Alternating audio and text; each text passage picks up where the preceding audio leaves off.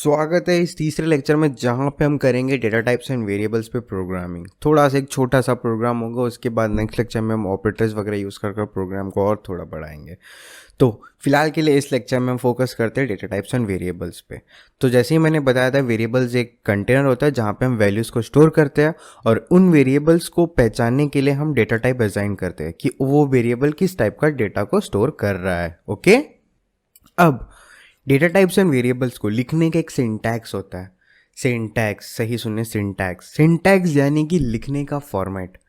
किसी भी चीज़ को हम जब प्रोग्राम में बनाते हैं ना, उस चीज़ को बनाने का एक फॉर्मेट होता है, तो उस फॉर्मेट को हम बोलते हैं सिंटैक्स।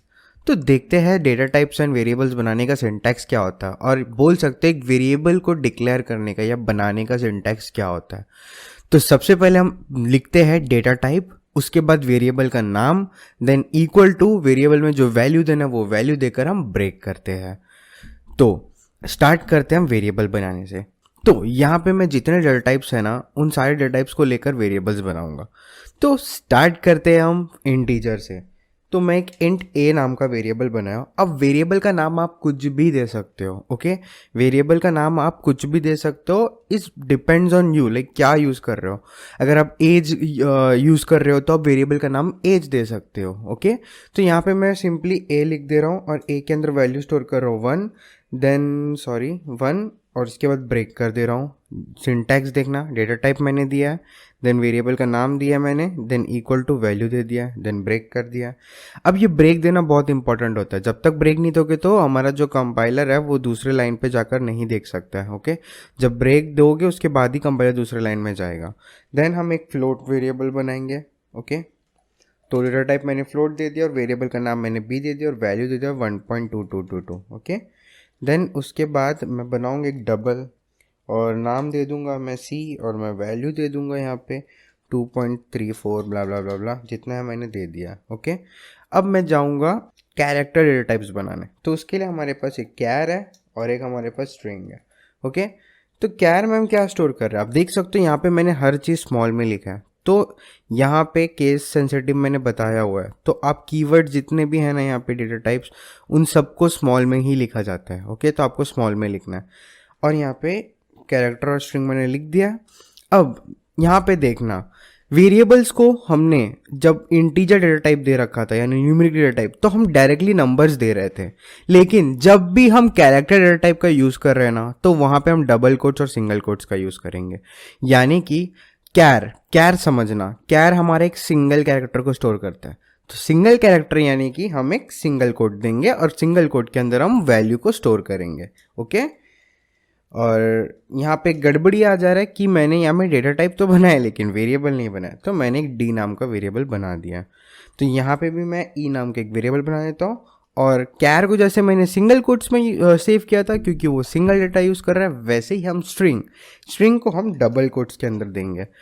अब यहाँ पे समझना, कैर हमारा सिंगल कैरेक्टर को स्टोर करता है तो इसलिए हमने सिंगल कोट्स में दिया है। वेयर स्ट्रिंग हमारा सीक्वेंस ऑफ कैरेक्टर यानी कि एक वर्ड को स्टोर कर सकता है। वो एक वर्ड जो है, जैसे कि मेरा नाम सुदीप, सीक्वेंस ऑफ कैरेक्टर है ना, लाइन बाय लाइन एक ही कैरेक्टर आ रहा है। ऐसे कैरेक्टर, यू एक कैरेक्टर, डी एक character, E P like sequence में आ रहा है। तो इसीलिए हम स्ट्रिंग के जितनी भी वैल्यूज हैं उनको डबल कोट्स के अंदर सेव करते हैं। ओके, तो मैं यहाँ पे दे दे रहा हूँ वर्ड, तो इसे भी ब्रेक कर देता हूँ। अब हमारे पास एक और डेटा टाइप है जिसको हम बोलते हैं बूल हमारा जो है एक डेटा टाइप है जो रिटर्न करता है 0 और 1। अगर वैल्यू आपका ट्रू है तो वो 0 करता है, और अगर वैल्यू आपका फॉल्स है तो वो 1 करता है। ओके, तो जैसे कि अगर आपको बूल में देना है ना, तो आप यहाँ पे लिख दोगे ट्रू, यहाँ पे आप लिख दोगे ट्रू। फिर उसके बाद देखते हैं यहाँ पे क्या प्रिंट होता है। अगर मैं ट्रू लिखा तो क्या प्रिंट होता है। ओके, तो यहाँ पे हम प्रिंट करेंगे। तो प्रिंट करने के लिए हमारा जो कीवर्ड है सी आउट, उसका यूज़ करेंगे। फिर लेसर देन सिंबल।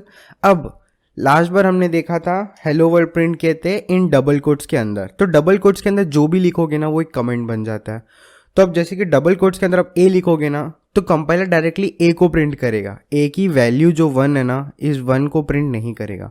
तो इसलिए आपको जो ए है, ए वेरिएबल, उसे डायरेक्टली लिखना होगा, डबल कोट्स के अंदर नहीं लिखना। डबल कोट्स एक कमेंट बन जाता है, वो कंपाइलर डायरेक्ट प्रिंट कर देता है। तो मैंने ए को ऐसे लिख दिया। अब दूसरा वेरिएबल आप प्रिंट करना चाह रहे हो ना, तो ए स्पेस देकर बी नहीं लिख सकते हो, ए स्पेस देकर बी नहीं लिख सकते हो, वहाँ पे एरर आ जाएगा। आपको जब भी इसके बाद एक और वेरिएबल प्रिंट करना है तो आपको फिर से ये लेसर देन सिंबल देना होगा, उसके बाद आपको बी लिखना होगा। वैसे ही सी को भी हम वैसे ही लिखेंगे, डी को भी वैसे ही लिखेंगे, ई को भी वैसे ही लिखेंगे और एफ को भी वैसे ही लिखेंगे। तो यहाँ पे मैंने इतना लिख दिया। तो ये जो है ना लाइन बाय लाइन एक के बाद एक लाइक लगातार अब प्रिंट होगा। ओके, तो मैं क्या चाहता हूँ, इन सबके बीच में स्पेस देना चाहता हूँ। तो स्पेस देने के लिए मैं क्या करूँगा, फिर से एक लेसर देन सिंबल दूंगा, बीच में कॉमा डालूंगा और एक स्पेस दे दूंगा। तो ये कमेंट हो गया ना हमारा, ये जो कमेंट है ना अंदर जो स्पेस और एक कॉमा है डायरेक्टली प्रिंट हो जाएगा। तो ए प्रिंट हुआ, उसके बीच में ये आया, तो कंपाइलर ने ये प्रिंट किया, फिर बी की वैल्यू को प्रिंट किया। अब वैसे ही मैं इसे कॉपी करूँगा और बी के सामने डाल दूंगा। ओके, फिर कॉपी करूँगा, सॉरी यहाँ पे गड़बड़ी आ जा रहा है, मुझे इसे ऐसे कॉपी करना था। तो मैंने बी के सामने डाला, वैसे ही सी के सामने डाला, वैसे ही डी के सामने डाला, वैसे ही ई के सामने डाला। तो इन सब के बीच में स्पेस आ जाएगा। तो ऐसे हम सेपरेट करते हैं वेरिएबल्स को एक के बाद एक। ओके, उसके बाद अभी मैं सेव करूँगा कंट्रोल एस दबाकर, यहाँ पे जाऊँगा एग्जीक्यूट एंड रन में और कंपाइल एंड रन कर दूँगा। जैसे ही मैंने किया देख सकते हो यहाँ पे सारे वैल्यूज़ आ चुके हैं। तो यहाँ पे देखोगे तो 1 प्रिंट हो गया, 1.22222 प्रिंट हो गया, 1.56646 भी प्रिंट हो गया, ए भी प्रिंट हो गया जो हमारा ये है, वर्ड हमारा जो स्ट्रिंग है वो भी प्रिंट हो गया, और ये जो 1 है वो भी प्रिंट हो गया है सक्सेसफुली। तो ये 1 क्या था हमारा, मैंने बोला था बूल की जो वैल्यू है ना ट्रू और फॉल्स में जाती है। ट्रू यानी कि 1 प्रिंट करेगा, फॉल्स यानी कि 0 प्रिंट करेगा। अब हम चेक करते हैं कि इंटीजर, ये जो इंटीजर है ना ये हमारा यहाँ पे रैशनल नंबर्स को स्टोर कर पाएगा कि नहीं। मैंने बोला था जब भी हम इंटीजर डेटा टाइप देते हैं किसी वेरिएबल में तो वहाँ पे आप पॉइंट्स के बाद का नंबर को स्टोर नहीं कर सकते हो। और यहाँ पे हम ट्रू को कर देते हैं फॉल्स, ट्रू को कर देते हैं फॉल्स, और कैरेक्टर के अंदर मैं डालता हूँ एक नाम, जैसे कि मेरा नाम। ओके, तो बताया था मैंने कैरेक्टर बस सिंगल कैरेक्टर को स्टोर करता है, स्ट्रिंग पूरे वर्ड को स्टोर करता है। फॉल्स आया तो 0 आना चाहिए, और इंटीजर ए जो एक इंटीजर वेरिएबल है तो यहाँ पे बस 1 प्रिंट होना चाहिए। तो सेव करता हूँ और F11 दबाकर मैं एग्जीक्यूट करता हूँ। तो अब देखोगे तो इंटीजर में यहाँ पे पॉइंट्स के बाद का जो नंबर है वो प्रिंट नहीं हुआ है, फ्लोट और डबल प्रिंट हो चुके हैं।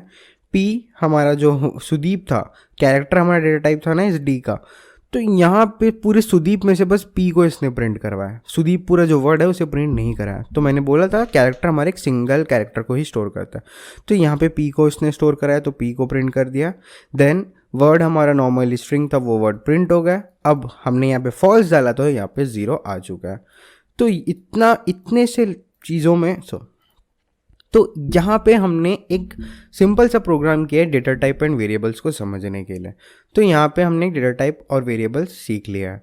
बूल हमारे एक नया डेटा टाइप था जो मैंने वहाँ पे नहीं बताया था, यहाँ पे बताया, और स्ट्रिंग, कैरेक्टर, डबल, फ्लोट, इन सब चीज़ों को हमने देख लिया है। तो मिलते हैं नेक्स्ट लेक्चर में जहाँ पे हम सीखेंगे addition, multiplication, subtraction and remainder find करना। So thank you.